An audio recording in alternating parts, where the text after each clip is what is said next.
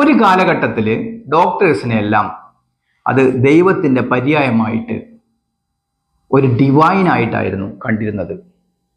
എന്താണ് ഇവിടെ വന്ന മാറ്റം? ഞാൻ നിങ്ങളോട് ചോദിക്കുന്നു, യഥാർത്ഥത്തിൽ ചികിത്സ എന്ന് പറയുന്നത് ഒരു ബിസിനസ് ആണോ?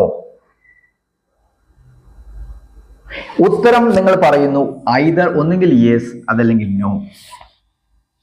ഇത് പറയുന്നതിന് മുമ്പ് ഞാൻ കഴിഞ്ഞുപോയ ഒരു ജനറേഷൻസിനകത്തോട്ട്, ഒരു കാലഘട്ടത്തിലോട്ട് നിങ്ങളെ ശ്രദ്ധ തിരിക്കുകയാണ്. നമുക്ക് ആദ്യം നടന്നത് അഗ്രികൾച്ചറൽ ഏജ് ആണ്. അന്ന് നമ്മൾ കൃഷി ചെയ്തിരുന്നു.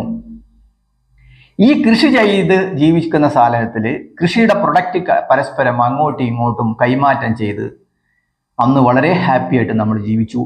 ആ കാലഘട്ടത്തിലുള്ള നമുക്ക് കിട്ടിയിരുന്ന ട്രീറ്റ്മെന്റ് എല്ലാം ചാരിറ്റി ഓറിയന്റഡ് ആയിരുന്നു. അത് കഴിഞ്ഞതിന് ശേഷം